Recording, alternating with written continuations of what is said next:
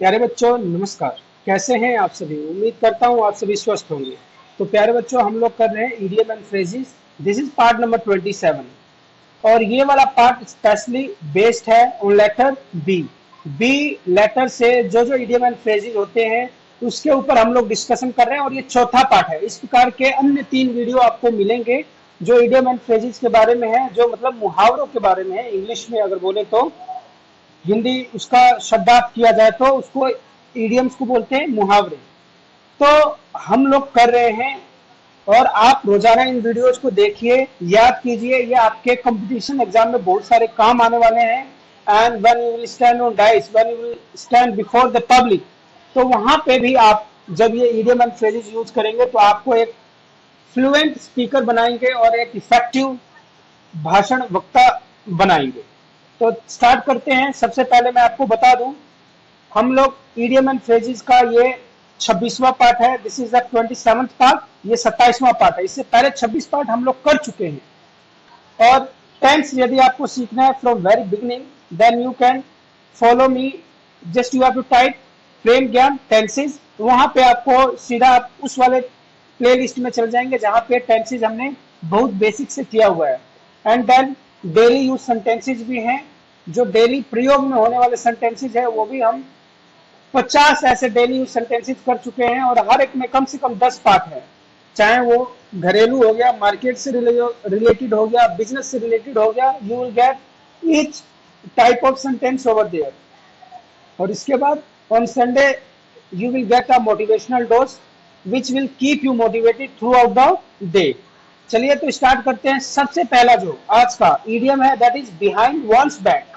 Behind one's back, इसका मतलब क्या होता है? It means something happen when someone is not present, something happening when someone is not present। जैसे कोई नहीं है और हम किसी के विषय में बात कर रहे हैं, तो उसका मतलब क्या हो गया? We are talking behind him. तो बिहाइंड वंस बैक का मतलब ये होता है जब कोई प्रेजेंट ना हो और उसके बारे में हम लोग बात कर रहे हैं। We shouldn't gossip about people behind their back.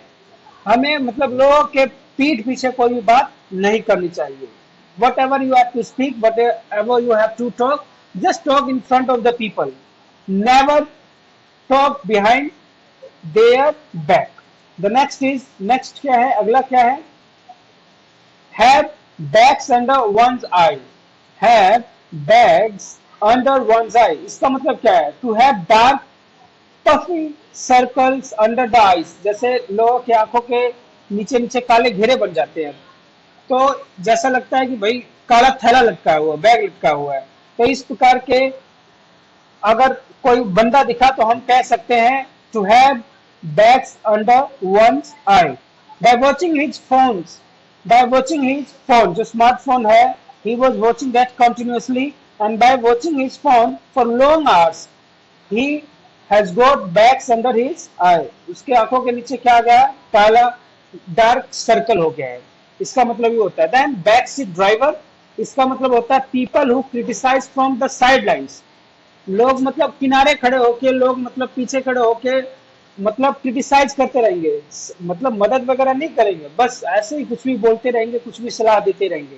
तो इस प्रकार के लोगों को हम क्या कहते हैं? Back seat driver. We should never listen to back seat drivers. मतलब हमें भाई बैक सीट ड्राइवर्स को सुनना नहीं चाहिए।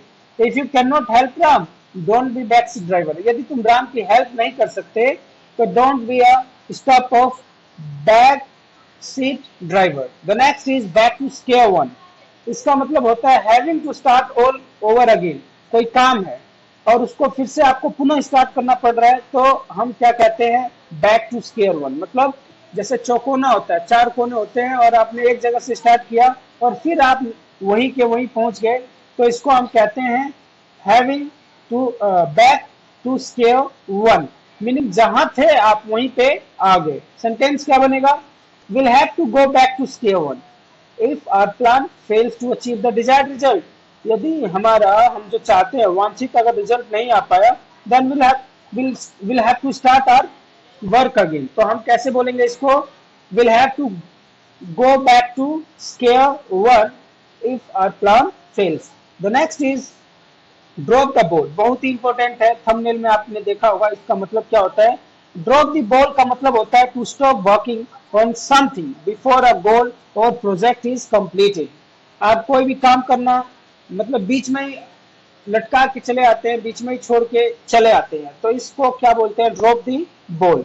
आपने कोई कार्य स्टार्ट किया, आपने कोई प्रोजेक्ट स्टार्ट किया and you left that project in between, तो इस प्रकार के बात को आप किस तरीके से बोल सकते हैं, you can say drop the ball.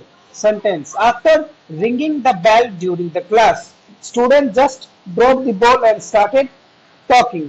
जैसे कि कोई लेक्चर ले रहा है और बेल लगी, तो बीच में ही वो क्या करेंगे, सारा काम छोड़ के they start talking again.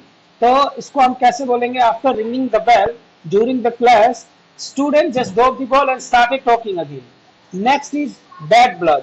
Bad blood का मतलब क्या होता है, feeling of hate between people because of arguments in the past. मतलब बैड ब्लड का मतलब है कि भाई तो कोई पुरानी रंजिश होती है या कोई पुरानी लड़ाई झगड़ा होता है या अच्छे टर्म्स नहीं होते, टॉकिंग टर्म्स नहीं होते, then we say bad blood. There has been bad blood between the two families for year. दोनों फैमिलीज में आपस में कुछ पुरानी रंजिश थी, कुछ पुराने झगड़े थे, तो इस प्रकार के सेंटेंसेस में हम क्या यूज करेंगे, bad blood. There has been bad blood between the two families for years. Start और गेट द बॉल रोलिंग, इसका मतलब ये होता है टू बिगिन और स्टार्ट समथिंग। कोई भी काम को स्टार्ट करना या फिर से स्टार्ट करना, उसको हम क्या कहते हैं, get the ball rolling. Don't wait for someone to come and support you for achieving big. आप किसी का इंतजार मत कीजिए दैट भाई वो हमारी सहायता करेगा, वो हमारी हेल्प करेगा, then we achieve something big. इसका मतलब जस्ट क्या है, that you will have to start the ball rolling for yourself. आपको सफल होने के लिए खुद ही मेहनत करनी पड़ेगी, खुद ही काम करना पड़ेगा। सो स्टार्ट द बेल और get the bell ball rolling का मतलब ये होता है। And the next is on the ball. On the ball का मतलब है कि भाई जब हम बॉल पे खड़े होंगे, देन जैसे मान लीजिए आप किसी बॉल पे खड़े हैं तो आप कितने अलर्ट होते हैं, कहीं गिर ना जाऊं, कहीं गिर ना जाऊं। तो इसका मतलब ये होता है to be alert, focus, unable to react to something quickly. मतलब बहुत ही अलर्ट होते हैं और किसी भी बात का फट देना जवाब देते हैं। तो इसका मतलब क्या होता है, we can use on the ball. While teaching maths you have to be on balls as student studying maths are very curious. मतलब आप मैथ्स पढ़ा रहे हैं तो आपको बहुत ही अलर्ट रहना पड़ेगा, क्योंकि बच्चे कहीं से भी कुछ भी प्रश्न पूछ सकते हैं। That's why on the ball हम इस जगह इस्तेमाल कर सकते हैं, on the ball. While teaching maths, you have to be on the ball. So students studying maths are very curious.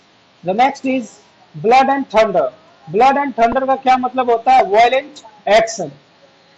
मतलब कोई मतलब violent action से रिलेटेड कोई अगर आपको सेंटेंस बोलना है, then you will say blood and thunder, violent action. Gopal enjoys reading blood and thunder depicting novels. Gopal को ब्लड एंड थंडर से रिलेटेड जो नॉवेल्स होती हैं, जो कहानियां होती हैं, उसको पढ़ने में बहुत ही मजा आता है। देन बैंकर्स हार, this is the last one.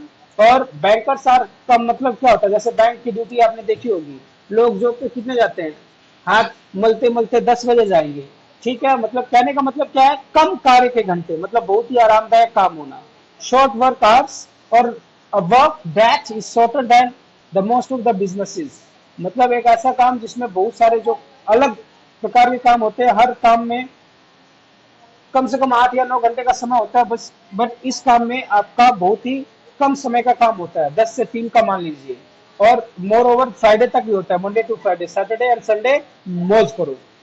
Meaning कम कार्य के घंटे होते हैं। His business is doing well, so well he just keep bankers hours. उसका काम इतना बढ़िया चल रहा है कि उसको मतलब सारे दिन पढ़ने पढ़ाने मतलब काम करने की जरूरत नहीं है। वो केवल मतलब 5 दिन काम करे और सैटरडे संडे को छुट्टी भी कर सकता है। तो इस प्रकार से हम क्या बोलेंगे, bankers hours. I want a job where the working hours will be just as a bankers hours. तो इस तरीके से हम बोल सकते हैं। तो कहने का मतलब ये है कि ये इडियम्स एंड फ्रेजेस आपके डेली लाइफ में यूज होंगे, and you have to learn these idiom and phrases. Start maintaining a diary, एक डायरी बनाना स्टार्ट कर दीजिए, उसमें लिखना स्टार्ट कर दीजिए, so that कि जब कभी भी यदा कदा आपको जरूरत पड़े तो आप रिवाइज भी कर सकें, इसको आप रेफरेंस के रूप में यूज भी कर सकते हैं।